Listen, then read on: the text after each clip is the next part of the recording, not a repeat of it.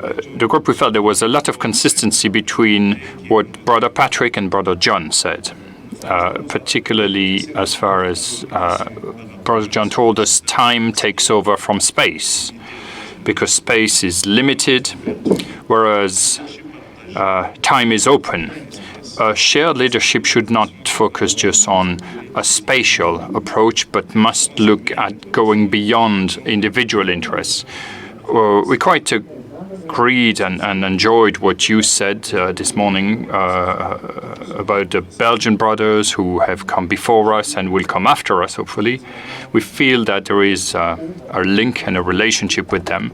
And every time we've met in the small group, we've had several of the members of the group reminding us of the past and bringing us back to the history of the congregation and the fact that we need to maintain that connection with the Belgian history of the congregation. And this is what also has somehow made us think about this global village.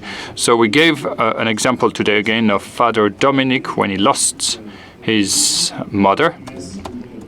We had a mass in the US. Everybody, I think, was very close to him on that occasion. And we understood at the time that Dominic was not just a Congolese brother, but a Xaverian brother. There was the flag of the Congo there to support him. Now, we also reflected this morning about the reading of this morning, and we felt, yes, we have various tasks, all of us. Brother John said that each one of us, each brother, should be involved in the governance of the congregation, which is an important aspect, but we need sometimes to push through the resistance of certain brothers. Some of us feel that they can't accept some changes because of age, because of their past life or their past experience. We need to push through that. And I think I myself personally am responsible, and all of us are responsible for doing that. And it should not be a responsibility given only to one individual, the general. We also feel that we need to really understand that we have a group responsibility. And one question we need to ask ourselves is how we can reach a critical mass and make sure that everybody can face their responsibilities. Should we develop new processes? Should we identify oppositions? What process should we launch to make sure that everybody is involved? And this is obviously a difficult thing to achieve.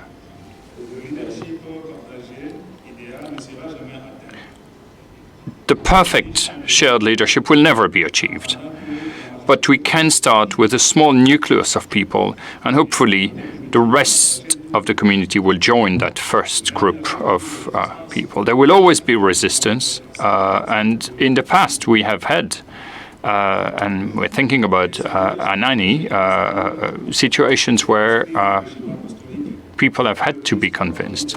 But we believe that even Christ himself was not followed immediately, and he had to die on the cross to really convince everyone. He then sent his disciples and sent them as missionaries, and I think we have to learn from that again. And he said that he gave the example of in order for other people and other disciples to follow him. We also said this morning that we need to be accountable for what we do and responsible also. We need to report back, be accountable to the leadership. We gave the example of the Congolese region. We know that being in charge and having power is something that many of us enjoy, but we need to be able to show the example and not fall into the trap of becoming politicians.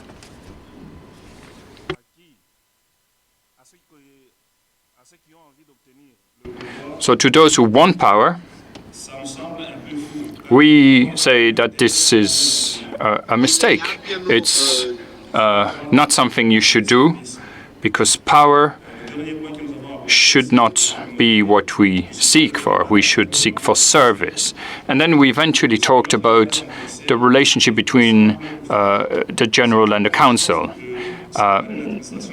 We think we need to avoid confusion by separating administration and those who do administrative work and those who are part of the leadership team. And separating those tasks is good because it leads to less confusion. And we should also remember that we need to remain calm. We need to have times that we can dedicate to reflection, to thinking. We need a balance between work, prayer, and those times that we can use to relax. We need also to make sure that we still stick together and are together. And again, it's important here to look at the history and see what happened when some of our brothers left Europe, went to the UK, and then arrived in Baltimore. And that at the time led to protestations from some members who said, what are we going to do in this new world? Well, at the time, we know that General had left the UK because they felt they needed to go to where the members were, the US.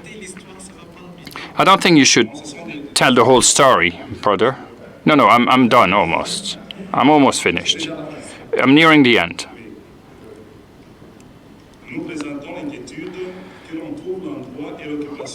We also believe that the next General Council needs to find the right place. And we need to experiment, find a place, establish the general there, see if it works, and look at both the pros and the cons of that place. And finally, to conclude, we don't think that we can really take a decision here because we don't think the decision we would take here would be the best decision as far as that issue is concerned. Okay, so that's 5 minutes. I can give you 5 minutes instead of 3, but then at 5 minutes I will ask you to stop. And let's go to the next group, please. Okay.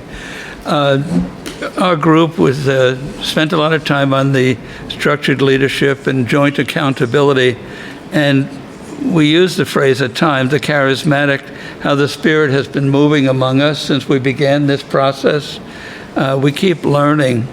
You know, the monthly local gatherings, the summary reports that have been coming out as we've gone along. We've heard more from the other regions, as it were, what the brothers there are thinking or talking about, and that's been helpful. The feeling was there needs to be some coordination in learning who we are together. And we can learn, as Joseph mentioned, from the errors of the past and how we learned that. And admitting that, we have to keep expanding. This grassroots experience, and that's where leadership is too, wherever we may be, calling one another together. It was commendable in one of the regions, the reference that the convener, as I call them, would always ask everyone in that segment or that region, sub-region, to come, whether or not they've ever come to anything, but to be hospitable and welcoming to a brother. Another mentioned that where he has been the guide or facilitator, that brothers may not be willing to attend, but they seek him out and they feel that connection one-on-one, and sharing what they're going through as to maybe for them an obstacle of coming into a small group, but they're still interested, there's still life there. In our larger communities, there's a Zavarian House and Riken House. Those who attend find that they're learning from their neighbor, who information, news, understandings that they never knew before about this brother they've been living with for 10, 15, 20 years in different missions, but that's a new thing. And there was a reference to two of our former generals, and in terms of leadership aspects. One was that we need some type of visionary leader. And again, what Joseph said, separating out the administrative thing so we can have a spiritual visionary leader. And the reference was to Harold Boyle and his sort of guide for himself, I think, and what he tried to form was for each of us to look at what can we do to help another brother or another person who comes to us. Not to dismiss them if they're going through a problem or blame them. How can we brother them? And I thought that was helpful. And a thing that Art Kalaman said a few years back, and it's from other, Catholic healthcare is going through this, schools go through this. Today is over in terms of leadership. Where will we be 3 years from now? It's right here on our front step. 3 to 5 years. Leadership has to be that vision of where we're going, what can we do, what are the needs, the places for our greatest impact. We need spiritual leaders as opposed to those who might be gifted as administrators. Harold Boyle was more the spiritual visionary leader, at least the group felt that. And the vision is to look what the needs, the gifts, who have these gifts, and not just to dismiss a brother because, well, I don't he likes to teach first grade. Well, he may have a great gift reaching out to families or et cetera. So to see the variability of a person, communication became a very important thing. We want to reinforce keeping these monthly gatherings, local, regional, administrative level, I guess, fostering again trust and responsibility. It's not all on Ed's shoulders. We're here as brothers to help him, but the others who are charged for the whole group. And the thought was, as we talk about the different regions, we may need some common leadership coordinator for the U.S., or maybe two, because we're in very different geographic areas within this country. We don't have someone like that, whereas we think that's evolving in the Congo and in Kenya. In the U.S., we don't seem to have that, so everything is thrown at the general. So do the other members of the group have anything they want to add or clarify? Or? One point we made, Kenny, I thought, was the concerted effort for ongoing formation, creative ways to help people grow and to improve relationships.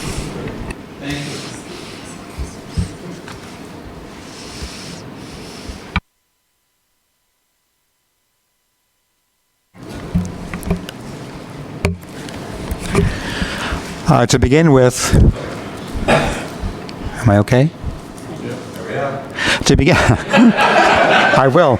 To begin with, we would like to thank John for his fine presentation this morning, and especially for speaking to us in terms of human development. As we work with this topic of governance and shared leadership, we first commented on the need for continued attention to our living charism and ongoing formation as we continue in the transformation process. We all agree that no structure will be perfect. We should look at all the positive progress made in recent years as we look for new ways to live our Xaverian life and help each other to perhaps see things in a different way during our meetings. We need to work on how to really engage all the brothers moving forward. We realize that for whatever reason, some brothers have felt left out, but that's not the feeling of everybody. We see the striking change in thought regarding the general, as John pointed out this morning, since the last chapter, although some things will probably always fall to him. I keep saying we, I hope I'm right, and it's not just my opinion, so someone else can comment later. We now see that one person cannot do it all, needs the involvement of others, also needs to be willing to not try to do it all himself.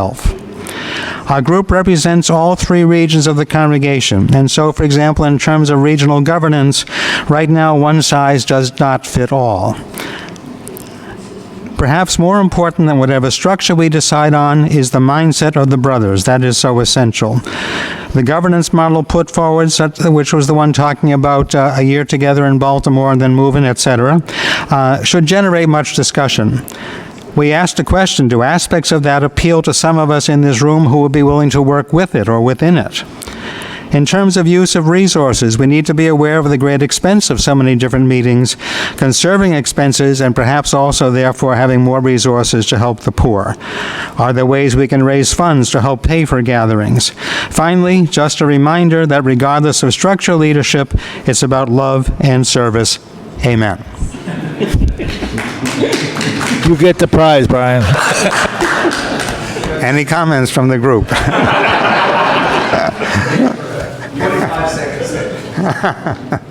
Michael wants you to yield sometime to him.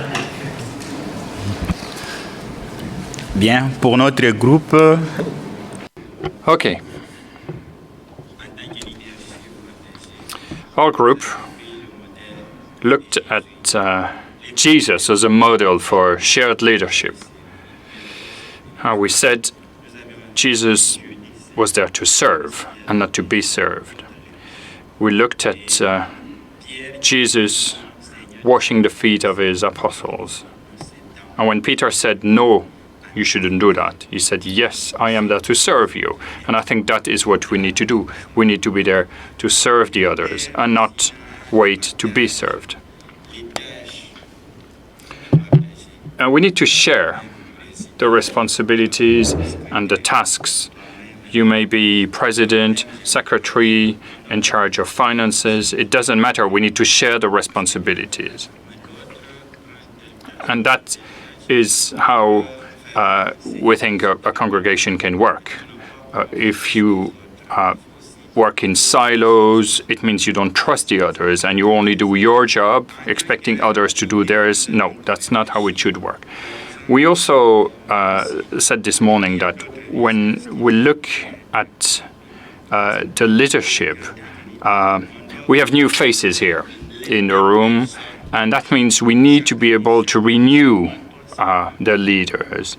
Not every chapter should be made up of the same brothers. No, we need renewal. We need more people to join and participate to the chapter every 6 years so that everyone can see what it means to be involved in the chapter, and so that nobody feels they are superior to anyone by being allowed to participate to the chapter while others are left home.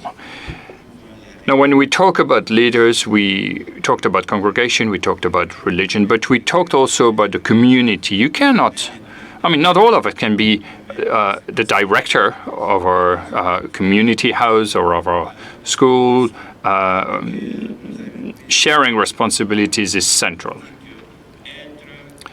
Someone in the group also said, and I think that is a good summary of everything, being a leader means being a good shepherd and serving the others. And again, that is the example that Jesus gives us. And if one sheep goes missing, then you try to go and get it back and you reunite the whole flock. And if there is failure, then it should be seen as the failure of everyone and not just the failure of one. That's all I have to say. I don't know if the members of my group want to complement this report.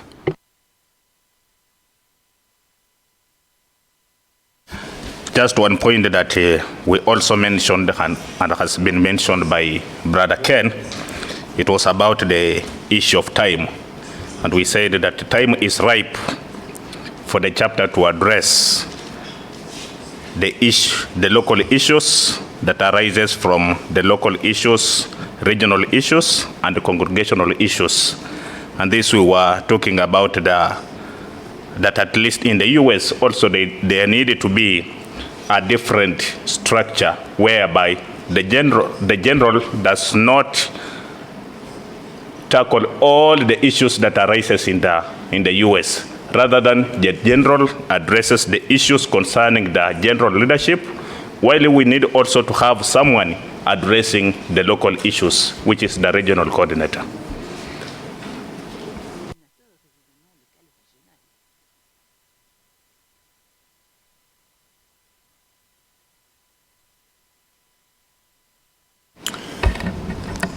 Okay. In our group, we tried to address directly the challenges that were listed on page 70.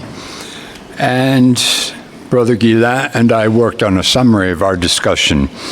In 10 or 20 years, the congregation will be largely centered on Africa. How can Africans learn to administrate? What formation is needed, and more importantly, where? Some opportunities for internships in Baltimore or elsewhere, and in Congo these are called stage, in Kenya they're called attachments, internships, should be available not necessarily for general counselors only, but for brothers with skills to develop.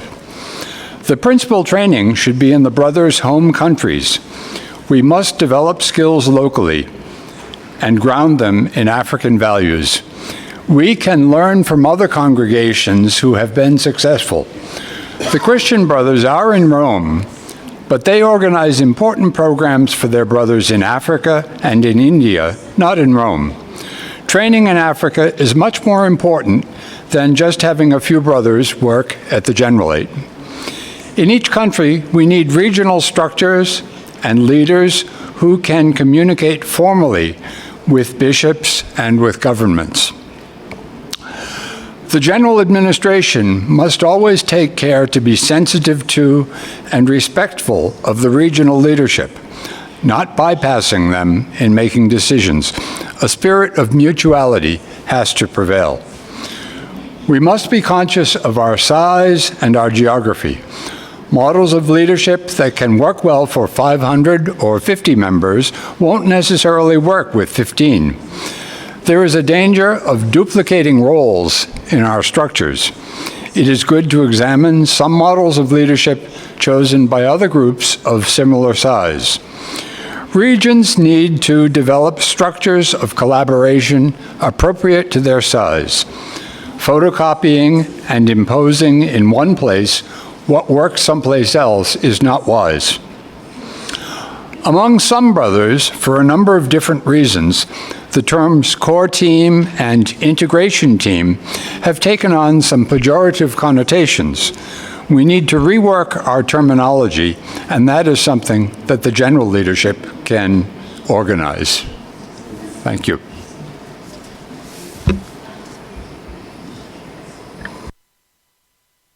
A little over 2 minutes left.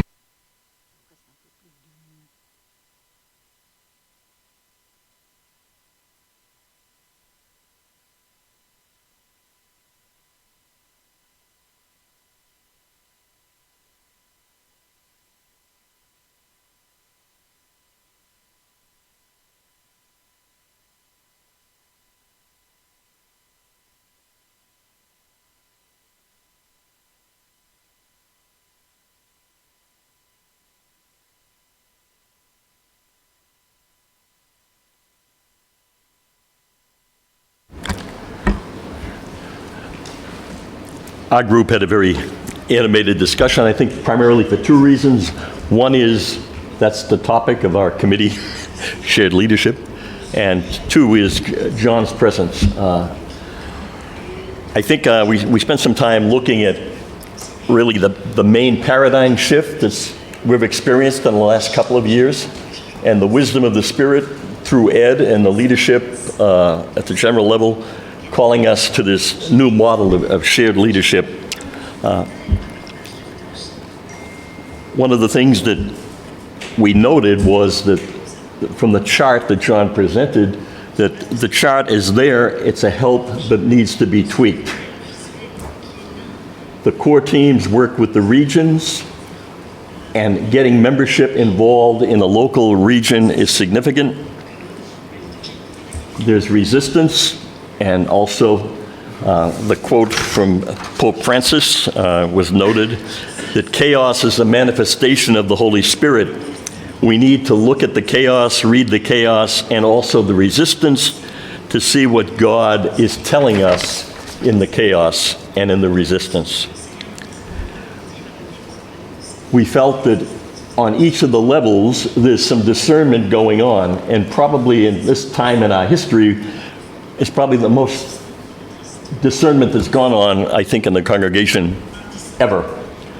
The local core team in the different regions, the integration team bringing the regions together and the representatives together, and the discernment on that level, and the direction that the integration team has given to the core teams, the involvement of the general leadership. On all of the levels, there's some element of discernment that's going on. What we need to do is continue to tweak that and to see how we can better serve, the model can serve the membership and the congregation in terms of the future, in terms of shared leadership. We felt that there has to continue to be an openness to listening to the brothers and the membership and trying to get more people involved if they wish to be. I think most of us have been in situations where people are present and they don't want to be present, and what that does to a group. But to reach out to brothers that are not involved, to look at the resistance, and to continue to work towards tweaking the model that we presently have, and not starting from scratch again, to work with what we have. Other members of the committee wish to add their comments? Thank you.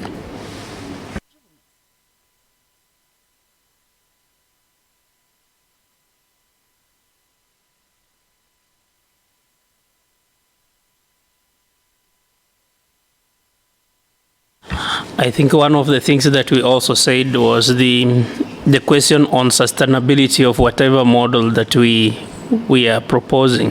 Is it sustainable enough for the congregation? One other thing that I neglected to mention was the need to really look at the regions and the needs of each region in terms of their governance. And I got a sense from the group that one model does not work for all, but each of the regions would have to hammer out the model of governance and also how they would handle the regional directors and the assembly or the group of brothers in the region. The Congolese model spoke to me, and I think spoke to a number of members in the group, where the leadership is answerable to the assembly, which is a drastic change in terms of our history.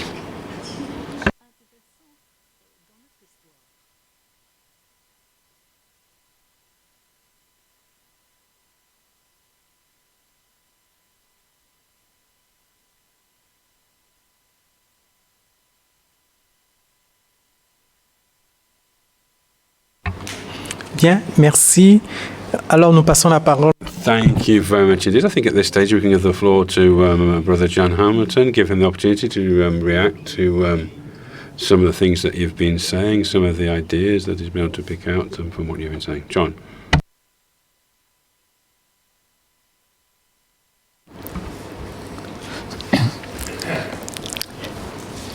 I'm very appreciative of the comments and the reflections.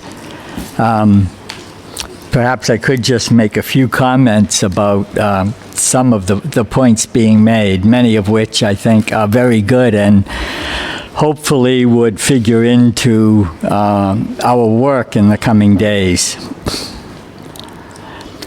I appreciated Joseph making the point, and he said this is true in Congo, but I think it's a universal human experience that we need to acknowledge. And that is, although there are difficulties with being in charge and having power, human beings like to have power.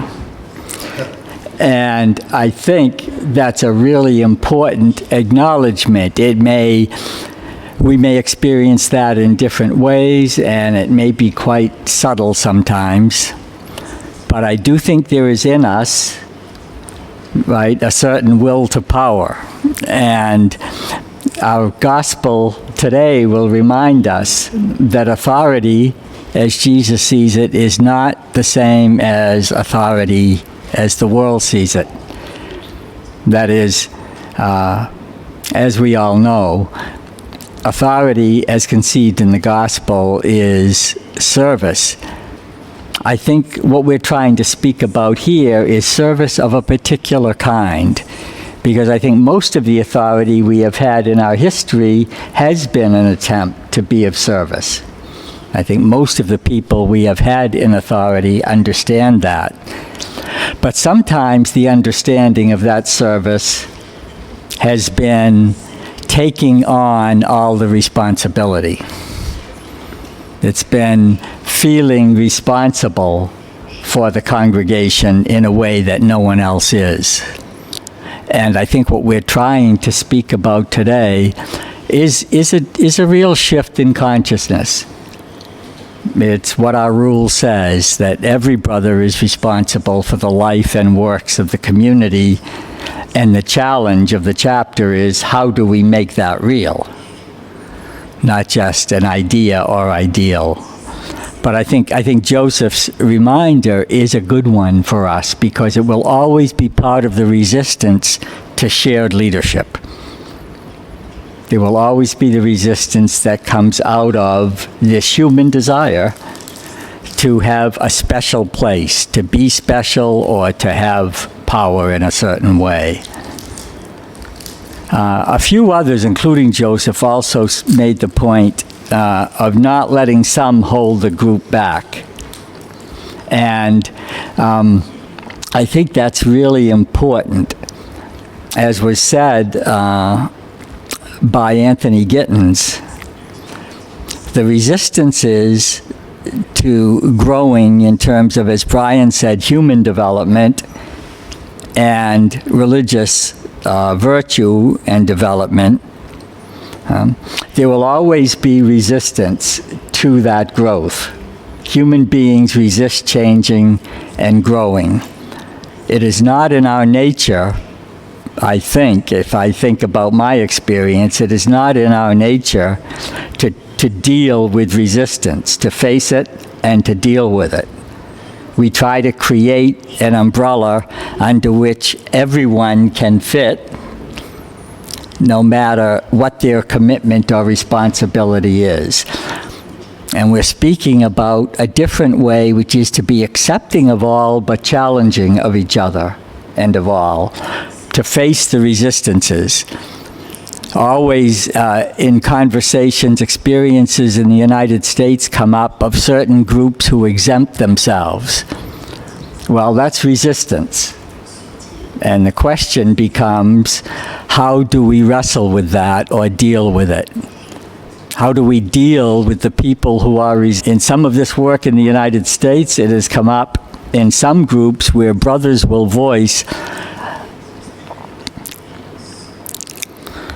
Kenny made the point related to this about the importance of communication in fostering trust, and I think that's really very true.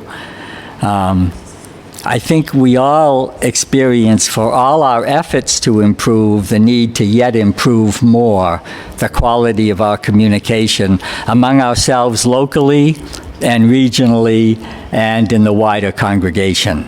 And in my own little group, we had kind of a dynamic little practical conversation near the end. Moses brought up ways of improving that sense of knowledge and communication of each other. And it was interesting to see, because the response of the group was, let's not tell them at the General 8 to do that. Rather, let's look within our own regions at people who could do this and who would be willing to do it and to take responsibility for it. Brian made the point that one size does not fit all, and a number made this point. And I think that's very true. So as we work towards what the goal is, which is to enliven the community through shared leadership and responsibility, that need not happen in precisely the same way every place. What would work for American brothers, given our culture and our age, might not necessarily be the same thing that would work in Kenya or in Congo. And that's actually as it should be. If we can share what does work, we may all get deeper insights into things we wouldn't think of practicing in our own countries or cultures that could actually be very helpful. Germain and others made the point about probably a need for a regional structure in the United States, and as I hear us here, I'm hearing that a lot. The reason being, among others, to free up the general leadership from having the amount of concern it has with maintaining the situation in the United States, which is very demanding. Our brothers are getting older and sicker, and that's a very demanding thing. In terms of process, it was brought up about having to discover a process. I think I would recommend that there is a process underway. Is there a way of using that as it may develop and change into other ones? But I don't think we want to keep redeveloping new processes because we'll spend all our time doing that rather than achieving their goals. I think Bernard spoke very specifically about the various levels of the community and the need to address things. And what I would like to say about what Bernard said, because I think he captures this, is there is a certain urgency about all of this. If we fail to acknowledge that, we'll fail to act with the strength that it takes. That is, things are not well in every regard. There are ways in which our potential strength as a brotherhood is fragile.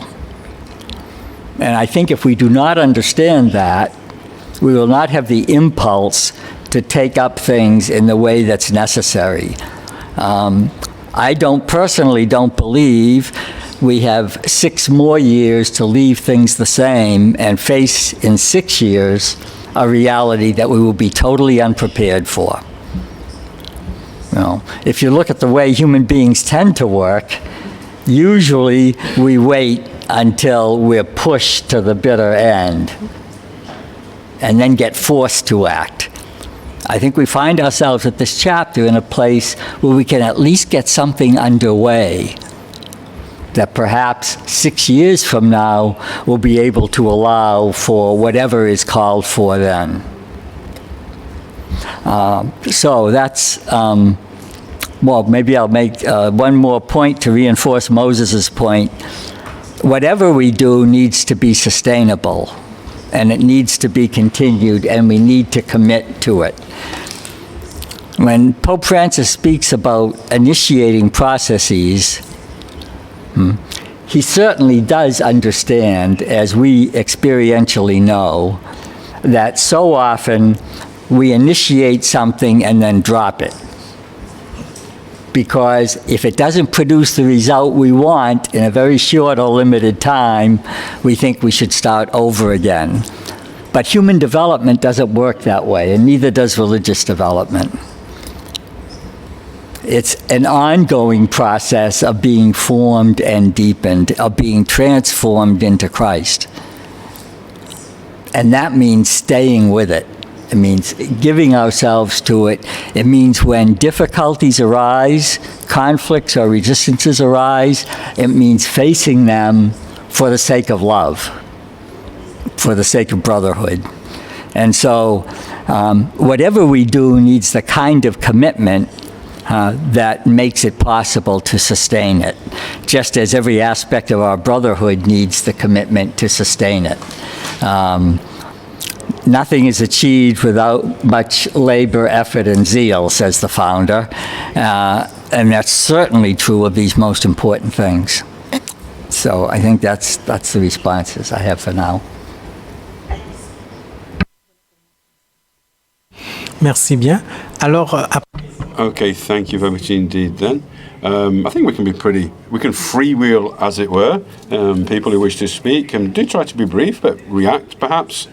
And this is the last session of the day, so I don't know if anyone believes that there's anything particularly important that they'd like to reiterate, highlight, and bring to the attention of the group, then please do so. I think that we need to have as many people react as possible. The more reactions we get, then the better our insight into different points of views, options, the dimensions of the issue, and ultimately then any decisions or proposals that we make will have a greater impact.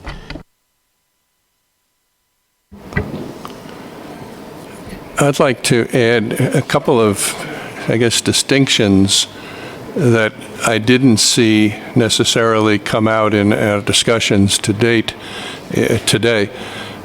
One, and I learned this, most graphically in a meeting that had nothing to do with us, but other things that I do with a group of religious congregations in difficulties or having similar issues that we could talk about here.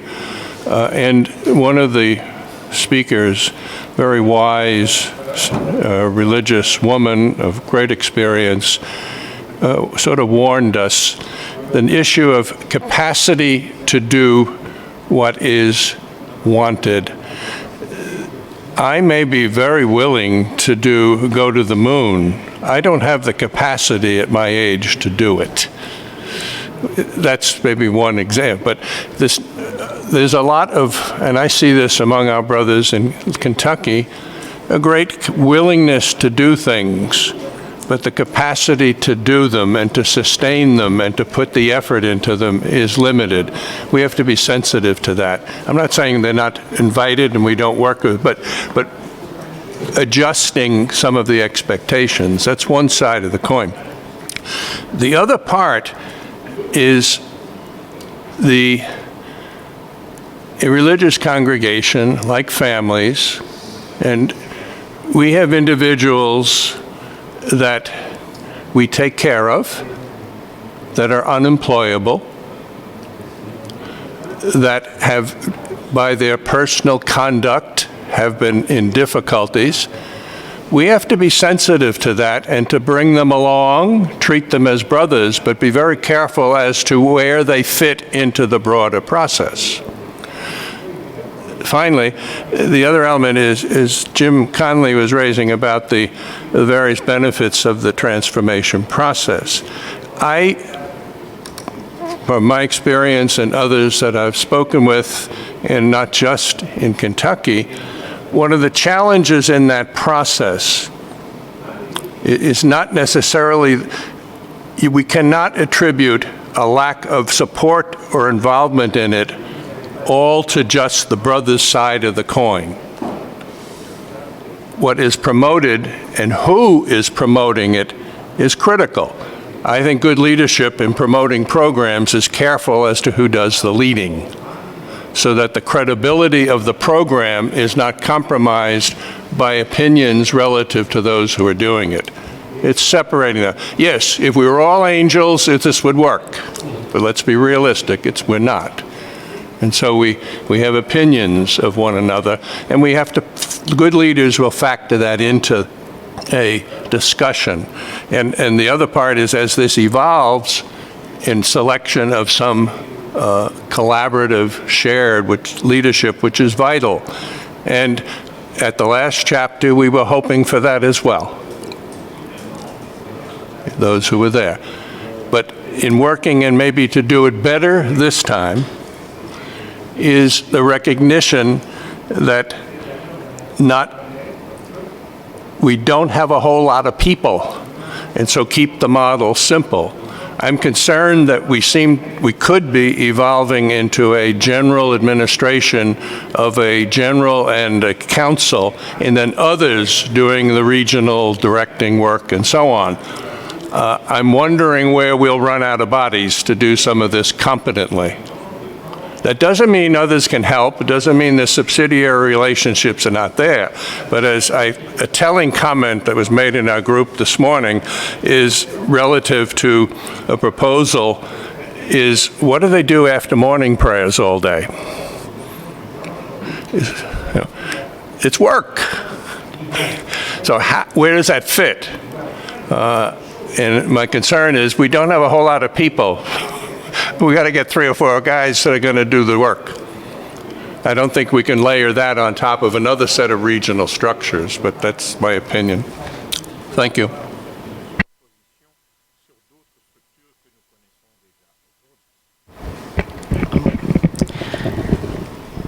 I promise to be brief. Just in response to Peter, and I say this with fraternal love, just in response to Peter, and I say this with fraternal love. Thank you. All right. I don't, when I look at the statistics of our congregation, and in terms of how many brothers are in the United States and how many brothers are in Africa, I don't really think we have that particular problem of finding individuals who could actually carry on the governance of the Institute, but maybe in a new trajectory. Yes, it is true that we have not prepared properly and mindfully those in the new generation of brothers about how to deal with some of these issues. But I think there is sufficient love and care on the part of the young brothers of the Institute for the good of the Institute for the future. We have all committed ourselves to this Institute. So I don't, if the way we see the future of the congregation is just within one particular reality, forgetting that there's that other half of the reality of the Institute where it is not just thriving, but where there is also the same love, then we might really limit ourselves to thinking that it's just few. I don't think so. I don't think so. Whether in Kenya or Congo, there are brothers with this love and commitment to the congregation. They may be young, they may not be that young, but I think this is where that trust in the Holy Spirit and trust in the brothers is really going to be crucial. Risk-taking in this case is a matter of faith, and I think we have to embrace that possibility.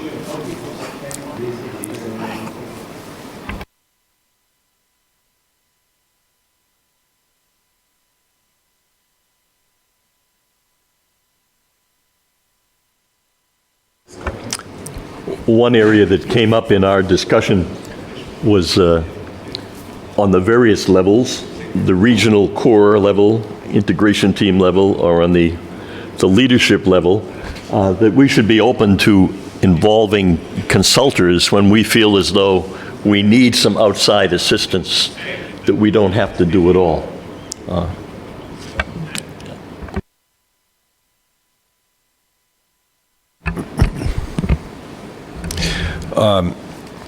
Sorry.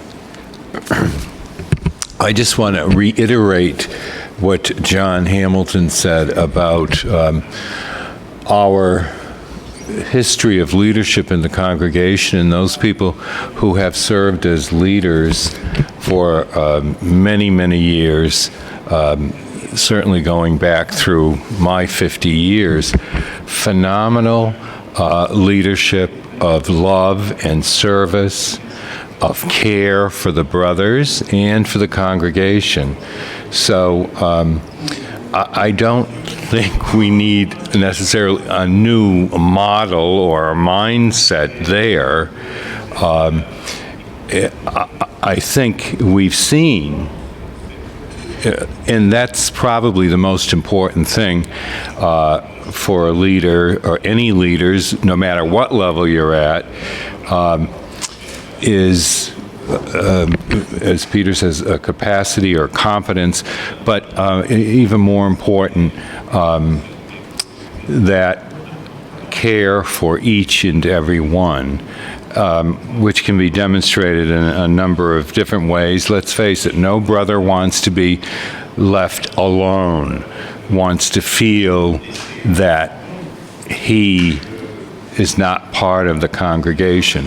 And I think what we've seen for many years, not just with transformation, but that's made it a little bit more, it's made it easier. But for several years trying to get people to accept responsibility, and it's in a variety of ways. And I don't think we can diminish the fact that we're going to continue to be plagued by the sexual abuse crisis for some time, and that is going to be the major, something that's going to take up our leadership in the future, for the foreseeable future. It's been since Brother Art. So it's 18 years, 20 years. And to think that that's going to go away, I think, is quite naive. And there's so much that's involved there. As Peter says, there may be people in our congregation who, because of what they've done, we have concerns about whatever, but they're still our brothers. They're part of our family. So I think we need to say what we've had has been great in many, many ways. And we need to continue a trajectory that we've seen where more brothers are now perhaps speaking to one another, sharing with one another, and realizing that we're one group no matter where we are. I think that's really widespread. So, but we got to be realistic and deal with the real things. That's it. I'd like to go back to John's comments to the Belgian brothers at the beginning, because I was sensing it's a gift, the communion of our brotherhood through the ages from one generation to another. A funny thing happened. At Reichenhaus, I was leading the prayers one morning and someone handed me the ordo. And I was announcing the birthdays. Well, I'm reading out a brother's name, 2004. Happy birthday. And another one that dawned to me, these guys are awfully young. I was reading out the anniversaries of the deceased. Who knew? So, and when I'm recalling, and we're all students of history in some way, but this is not the first crisis turning point in the congregation. And I think there's some wisdom from ages past, from, going to Louisville, having a fight with the bishop. Where do we go from there? Being attacked by anti-Catholic bigots right there in Louisville, where we started. To 1869, when half the guys left over the Franco-Prussian War. How did the strength to regroup and to hold on to the vision? The grace is in our DNA as Xaverians. And I find that it gives me hope for the present going forward. It may not be the golden age, whatever we thought that was. Living through that was not the golden age. Looking back, oh yeah, it was good.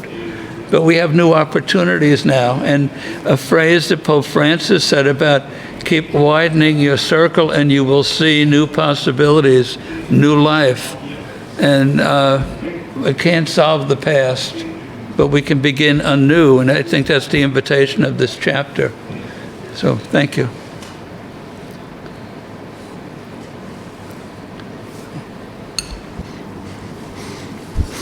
Some of the themes that I'm hearing continually is the desire for ongoing personal formation, ongoing capacity to relate to each other on a deeper, more intimate, personal level, and certainly the theme of including everybody in our decision-making and in our conversations. And to me, the core group initiative was a great way to begin that. And what I've taken notes constantly on is we need to evaluate it.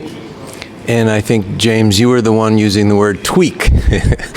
evaluate what we've done and improve it. So I'd like to ask a question of whatever group mentioned the pejorative tone or nature of the words core group and integration team. If that group could talk a little bit more about what they mean, it's a puzzle to me.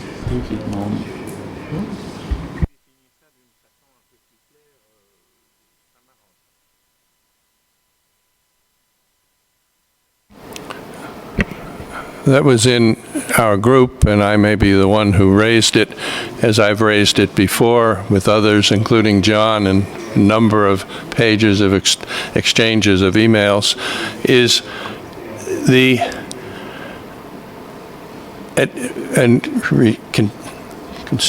confining my response to the United States experience. There's a significant, I think, amount of confusion as to who's on first among the various names and numbers and what's doing, who's doing what. Not what they're doing. I think the structure is too complicated and could be simplified and sort of maybe recharacterized in other ways. Ongoing involvement among the various parts of the United States and the other countries is critical. The model of how we do it, I think, is what has to be worked out here and then implemented in ways that brothers continue to participate in it. My personal opinion as to a lack in the current model is people coming into this particular regions to lead rather than requiring the local person be picked, selected, volunteered to assume a responsibility for doing something and then continuing that and building on it, learning by joining with the others who do it elsewhere. I think one of the defects of, parachuting in on a weekend and be gone in 2 days is not as effective as it could be, and it allows us in Kentucky to say, well, we'll wait till next month, rather than assume a responsibility to do something in the intervening time. So I just don't think the structures, the names on them, and it's confusing when you talk about all these terms and you can't quickly bring to mind, well, who's saying what, when, and it's not against the substance of what you're trying to do. I'm trying to say we need to tweak, is a good word, the model a bit to do a little better on how this thing is going to unfold, and that it gains support, that if elected leadership promote this, lead it, and also collaborate widely, I think it can be very successful and simplified significantly. And there's several ways to do that. A number of religious communities of women have done this collaborative stuff for a long time. There's lots of things out there we can learn from it and we can tweak it. And to recognize, I think one of our challenges today or the next week is we have expectations of a leader that are often unrealistic with the wide scope of what we want. How do we share that by identifying others with skills to spread the wealth around and spread the expectation that it is done and that the group cooperates? I've had the blessing of working with the Adrian Dominicans. I've now worked long enough with them. I'm on the third prioress. That's about a 6-year, I'm in my 14th year. And watched their leadership group do this and share the leadership. It's varied. They don't all do it the same way, but they divvy up the responsibilities and they work together to carry them out. Well, yes, one is leader, but she doesn't do everything. And the sisters clearly understand they can't do end runs around her. Those are the kinds of things we have to be sensitive to. Poor Edward and his predecessors, everything is dumped on their desk. At the end of the day, in Kentucky, I'll use a personal example. One of my early responsibilities in going there was admitting one of the brothers to a dementia unit. And members of the community, Edward may remember, the members of the community went around me and went to Edward to complain that I should not have done that. I am a little smarter than that. I had already prepared, and also I hadn't initiated this. This was done by my predecessor. And there have been other instances where the brothers are clever when they want something. We all are. So we have to be sensitive to that and to recognize it. It's human nature.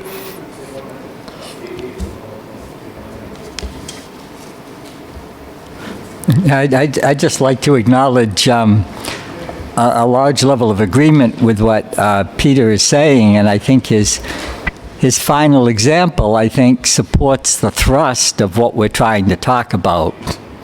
That is, the abdication of responsibility in favor of blaming the person who makes a decision or the leader is precisely the problem.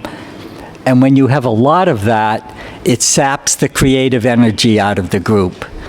You don't have the critical mass, as Anthony Gittins says. So in a certain sense, the heart of this process, whatever form it takes, is really formation. It's really a process in which we are all in ongoing formation toward becoming the more responsible adult human beings that God calls us to be.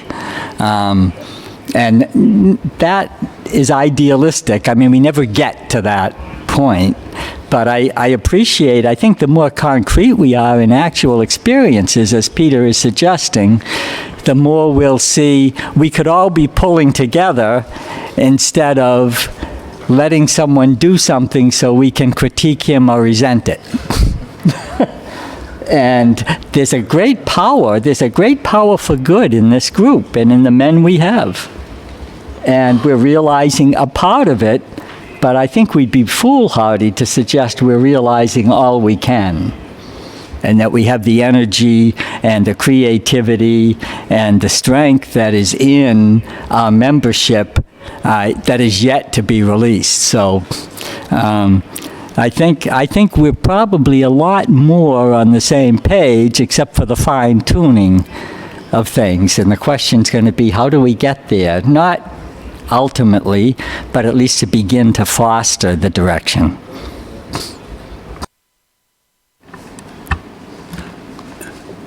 After hearing all this, it just comes to my mind that to build the trust that is necessary in order to fully engage in this process, we've had some examples right now of saying we need to improve the communication. So I think that's a task for this group, for this chapter. Or it's what's working, in which, like for example, it seems that at various stages of the process of transformation, I myself, and I've heard others say, what does this mean? What am I getting into? And that's only one stage of being a part of it. And I did witness people who actually got into it at the beginning. They were able to convey what it was like to actually share your feelings, do all the things that happened in a group meeting, and others became attracted to that. And I think even in our conversations, there came up various ways of describing that. What was that like in there? And you might get a name from that as to convey the attraction and the substance, and the necessary substance of what went on. I remember after one group meeting at Zavarian House, where there was a real discussion of relationship with your fellow brothers, and the language we use does not convey the depth sometimes. And this one brother said, you know, I don't really say these things usually, but I love you. To another brother next to him. And of course, that's a very simple way of arriving at conveying what happened there. But I think it is very important to work on that and just get everybody's. There are some experts on this that can be brought in. Are there experts right in this room? In the Congo, in Kenya, in the United States? How do we talk about things in a way that has feeling and responsibility, a call to one's sense of responsibility, and a call to that person's native abilities to do what's necessary to help us move along and become in relationship with one another and respecting the abilities of each individual person and so forth, which includes affirmation. Thanks. Peter, I was a little confused when you were talking about the core group and the leaders in the core group, and then it sounded like you saw them as sort of governance, whereas I think my role in the core group is an animator, a facilitator, to bring the brothers together, to enable them to communicate, but I don't see the role as involving governance at all. I would agree with you. I think it was more or less the confusion of who was on first, who was doing what, how it was being sort of promoted. It got a little bit too complicated, and I think that has the potential then to cause concern amongst others who dismiss it or don't evaluate it as broadly as it could be. It's really a process of how we do this rather than any real disagreement on the substance. And are there better ways to accomplish this? A real challenge I had going through all this over the couple years where I'm located is a difficulty, and I used the term before, of the capacity, and the difficulty of us older people living together being, I think, a good community in the context of our reality, but attending those monthly meetings, and I'll let Michael probably talk a bit about, mentioned so more unbiased view. After a while on some of them, no matter what the topic or of the day is, the character of the group and the men and their inclination is to deal with the same thing over and over and over each month. It was driving me up the wall, and sort of I wasn't the only one who, after a while, and then I came back to it later. And it wasn't a dislike for what we were trying to do, it was a frustration. And also, rather than me opening my big mouth and saying things that may be regretted, it was better for me not to go for some of the meetings. I'd like Michael to sort of characterize where this, what his impression would have been.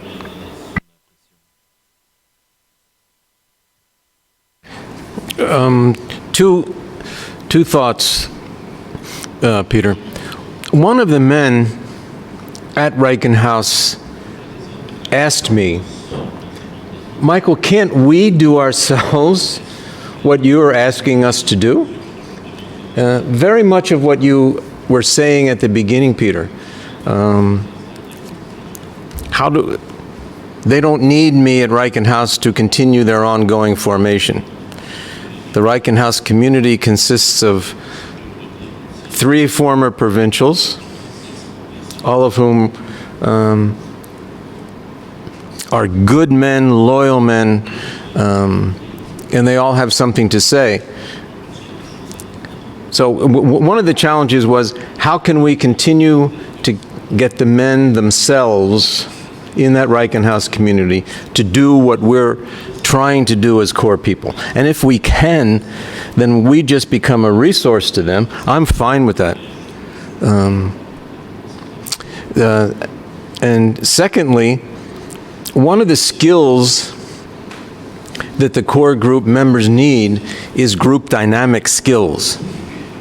How do I control, and I use the word deliberately, control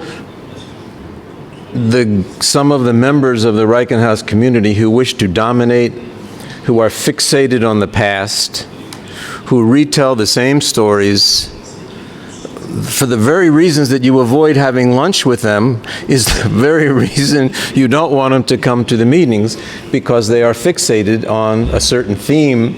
So it becomes difficult. So Peter Campbell would sit in the meetings and motion to me and go, stop, to stop one of the brothers from continuing to dominate.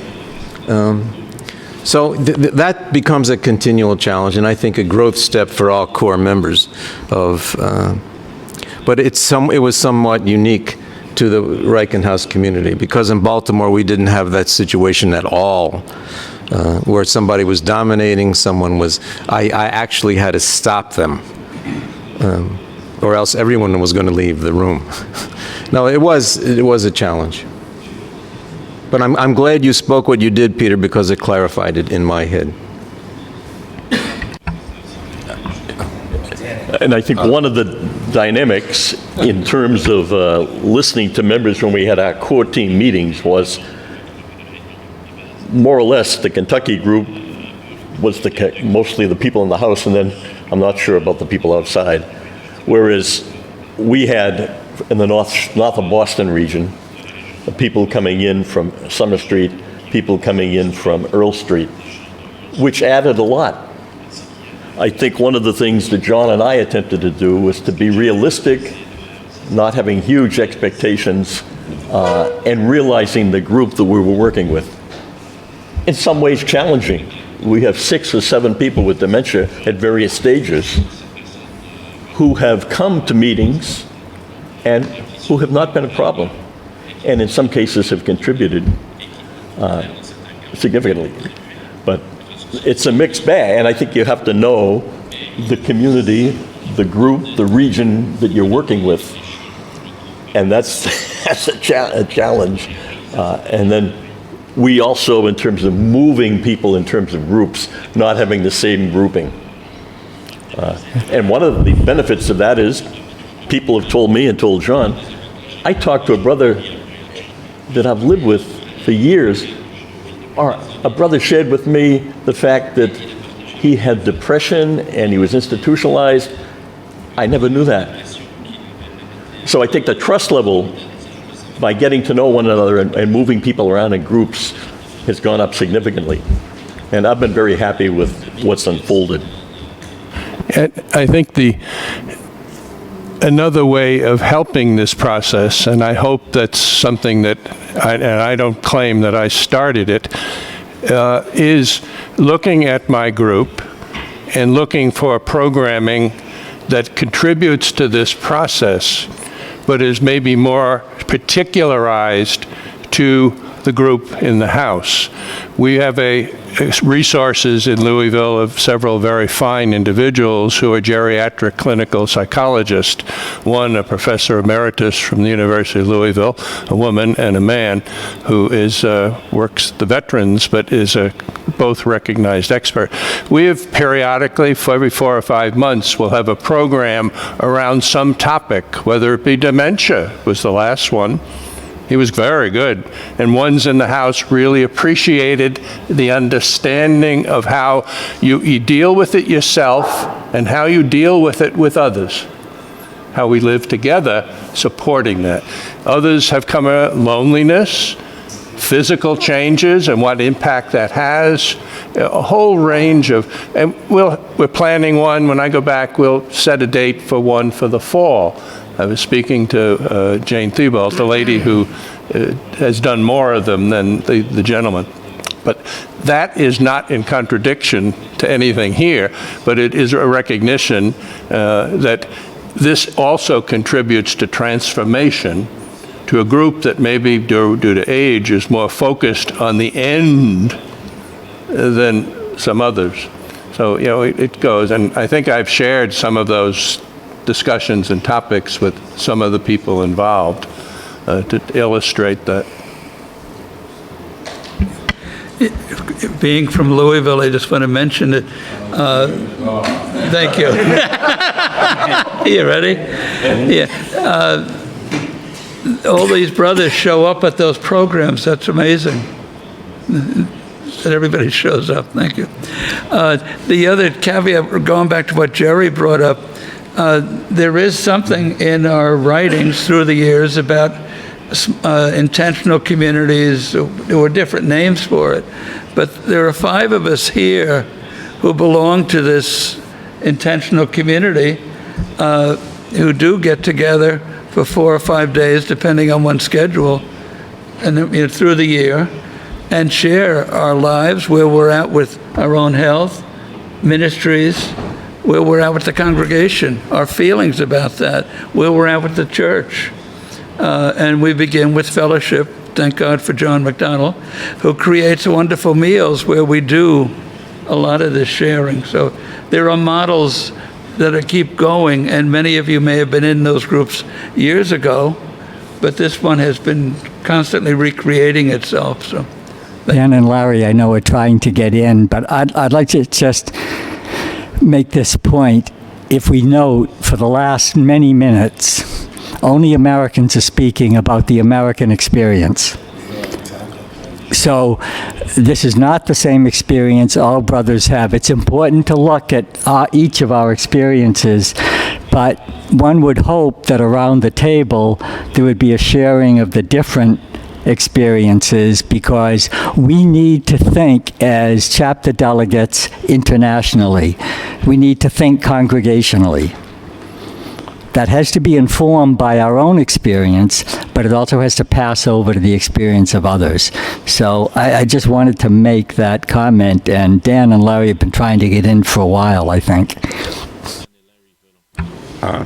I would just support what you said.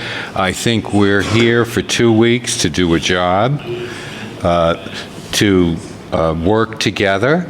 We're saying we want, after this chapter, all of these things to go on in our communities.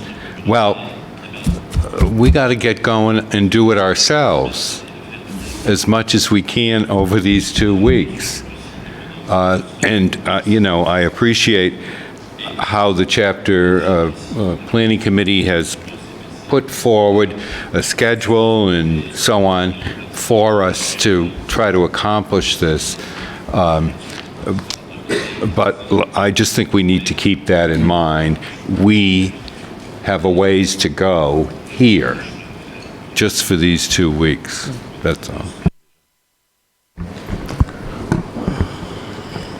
So my point was, since we kind of morphed into some kind of assessment or evaluation of the process, was really trying to hear from Kenya or Congo as to effectiveness of the process, of the core groups, of the integration team.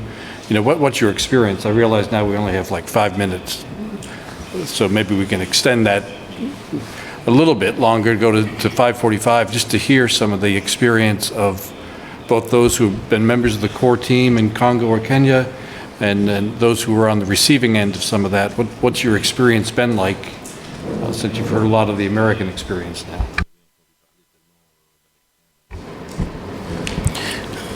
Before Larry asked that question, listening to the conversation and the reports from various groups, I picked up some of the things that brothers have shared widely. One of which that Mike touched on was about evaluating the work of the core groups, and that is around the process of transformation. From the beginning, we were made to understand that this process does not have a definitive product as such or a definite outcome. So the expectations may be varied, but the outcomes may be as wide as some of the things we are talking about now.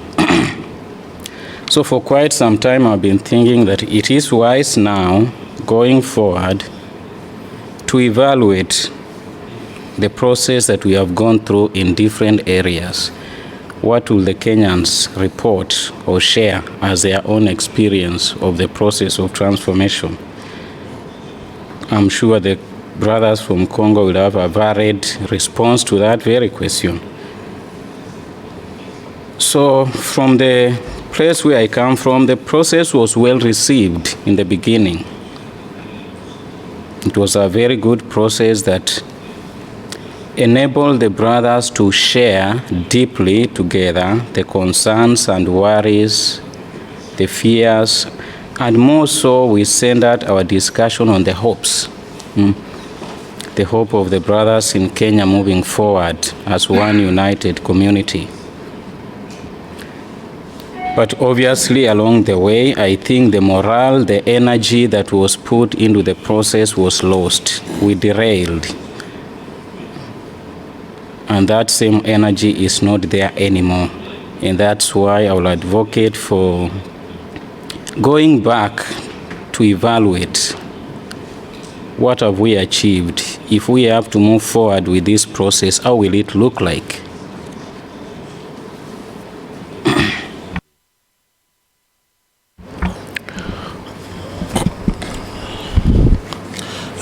Pour le Congo, au début. In Congo, I must admit that we found it hard to understand the process. There was actual total confusion at the beginning. But then, as time passed on, we started understanding the process and things got clearer. What also helped a lot is the fact that the governance system that we have is the result of the transformation process. We were asked in the core team to lead that transformation process in the Congo, which is why we attended several meetings in Rome. And I think that helped us in understanding the process. And I think this is also why we were able to explain the objective of the process. Now, again, I must admit that when we established the regional council at the beginning, within the council there were, I would say, tensions vis-à-vis the core team. We thought there was confusion. We thought the core team was trying to play the role of the council. But then we clarified things, and I think we helped everybody, I think, understand who did what. What's important, I think, is that even in the council decisions, the spirit of the transformation process helps us to take certain decisions. We take decisions sometimes as council, but some other decisions we take involving all the brothers, and we try to organize meetings once or twice a month to make sure that when we take major decisions, everybody has a say, and we try to listen to everybody, and we try to do that as much as we can. One more thing, we also have tried to bring the brothers more together to ensure speedy communication, effective communication. Communication is key. In the Congo, we've now set up a WhatsApp group, which means that at any given point in time, somebody can share a useful piece of information with the WhatsApp group. And that WhatsApp group is quite active. Every day, somebody adds an element or two of information, and many brothers who are not even in the Congo, like Brother Joseph Mulezi, for example, is involved in that group, is a member of it. Si je peux... Yeah, if you don't mind, I'd like to say something as well. I was intending to react beforehand, before we had the lengthy exchange from the United States, and I then thought, well, is what I'm going to be saying is it going to be relevant, given that we were talking a lot about the United States? But nevertheless, if you don't mind, I would like to go back to what I was intending to say earlier.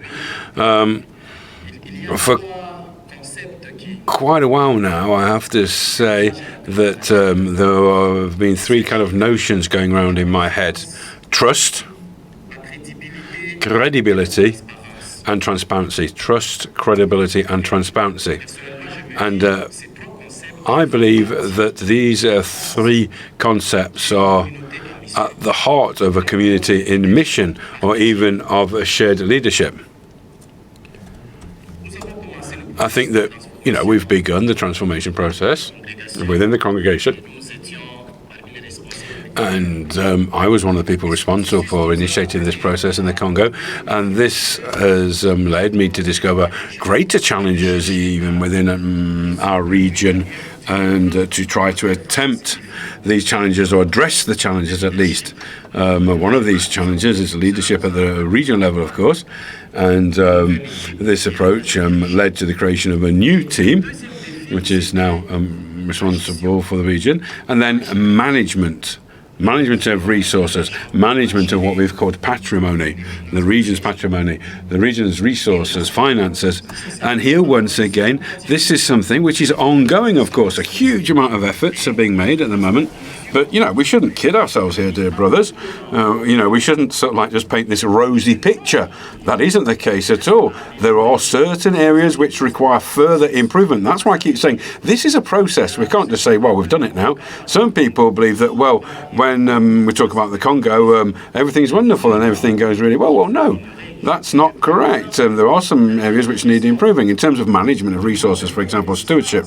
Sometimes some of the brothers are somewhat resistant to our ideas. If we ask a brother for a financial report on the resources he's been responsible for, well, he feels threatened, and sometimes I'll turn around and say, what's the matter with you? Don't you trust me? Why do you need a report? Why do I need to be accountable? But everything has to be based on credibility, transparency, on financial reports, on accountability, and some brothers are like that, and whereas another brother might say, well, I'm only accountable to the general.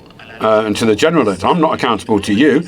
And there are these small forms of resistance that, we are well aware of, and we do encounter them. But that doesn't mean we can't continue with the process, of course, and we do hope that we will be successful with the process. Make a couple of comments. One is on the that whole process has been one of evolution. We started out with a consultant, and the focus initially was refoundation. We decided not to continue with the consultant. Chris and John did an excellent job of guiding it. And then we have the chapter preparation. So it's gone through a number of changes, and they've been pretty fundamental changes. I think for me, what the process has done, it's revealed who we are. So where there is weakness, maybe we weren't as aware of that as we are today. Where there is strength and grace, we are a little bit more aware of that today. And I think it points, from my perspective, to how well we know ourselves individually, and then how well do we know each other. And I think those two elements are very important when we're looking at what Peter raised earlier in terms of capacity. If the individual doesn't know his capacities, his gifts, we could be repeating the same leadership problems we've had in the past. If we don't know each other's capacities, then I don't know how we can really honestly discern. So that's where I am. I think there's a lot of good that's happened. I have borne the frustration, and I know that. But I think we've gone through the the pain, and we're seeing some glimmers of new hope, sparks of new hope, and I would just want to be encouraging to you. Hang with it.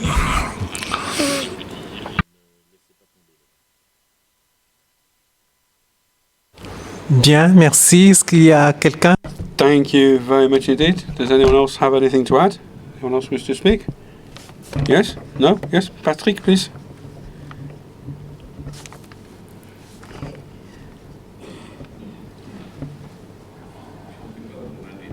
Well, I'm not sure how to say this, because I think it's taking me a little bit of courage to say it. I need to build it up. I think it's in the Gospel according to St. John. Gospel of John. I think it's Judah complains about the use of the perfume that is used to perfume Jesus Christ's feet, and he says, well, as Judas actually says, well, we could have given the money to the poor rather than buy the this perfume, and whereas John actually says, no, you're wrong, and speaks out against what Judas says. Now, I think that I might be playing the Judas role here in what I want to say, and I said, but I have to be brave in saying this. But before I say what I'm going to say, there are a couple of other things I'd like to say. I have a lot of admiration for the transformation process. I think it reminds me of the fact that, I need to be constantly transformed and be engaged in a process of transformation. Now, the second thing I would like to say is that if I were to be lucky enough to come back to the earth, have a second life, and if I were called by Jesus to become a Zevean brother, I wouldn't hesitate once. I would come straight back to the congregation. I have lots of friends in other congregations, and when I share with them, I tell them about how we live, and they tell me about how they live, then I'm even more appreciative of our congregation. Now, the point I want to make, when I look at this diagram presented by the CPC, and I might be wrong, but it seems to indicate that we would have the integration team would meet twice a year. Now, if this were the case, I perhaps wonder, would that not be a little bit too much? Because on the one hand, we're talking about funding. We have two regions. We have regions in which there are lots of issues. So could we not perhaps find other ways of communicating amongst ourselves, which is where I suppose the Judas dimension comes into. So, for example, what about the money that we spend on travel? The money we spend on, when we have all of these issues, and sometimes we say, well, listen, could we have some money in Congo or Kenya to build a school or a class or something? Now, I'm not saying that, the brothers shouldn't travel, but, sometimes I wonder whether that's, we could spend that money a little bit differently. So I've put it out there, basically. There you go, I've said it. Okay, thank you very much indeed. Yeah, sure, it's a question for reflection. There are three things I wanted to come back to, please. I think one of the groups mentioned this whole idea about terminology. Core team, integration team. And they said that probably we need to adapt the terminology. Can we think about this overnight? And perhaps tomorrow, who knows, we could put forward some other terms, and then ultimately we can decide which terms we wish to retain. Because it's dead easy to say, well, let's change something, but change it into what? Because otherwise we have to keep what we've got already, of course. And then the other question, in the United States, how were the core team animators appointed? Perhaps I haven't understood that correctly. I mean, how were they appointed? I mean, did you just use people who were already in the area? Did you bring people in from the outside? Was it the general who appointed them? Was there consultation and discussion? That's a question we can think about, perhaps. And then the last question, when presenting this idea for the new electing the new council,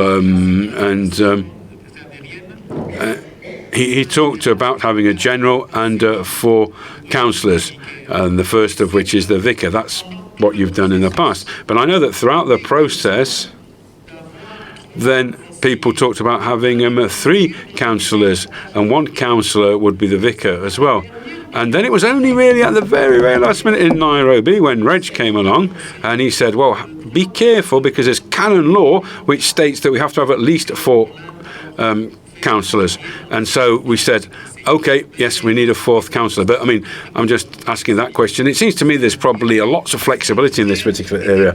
So are the brothers, do the brothers really want to cut the number of councillors? Because also from a demographic point of view, we have to be as representative as possible. So do they really want to cut the number of councillors? Does it boil down to resources, both human and financial? Or are we happy to say we have a general and 4 councillors? Or, when the proposal was put forward to have only 3 councillors, was that something which people felt very strongly about? Because ultimately then you'd only have a team of 4. So, these are just questions that I'm submitting to you that you can discuss this evening and mull over this evening, and perhaps the questions that we can return to over the next few days. Thank you very much indeed.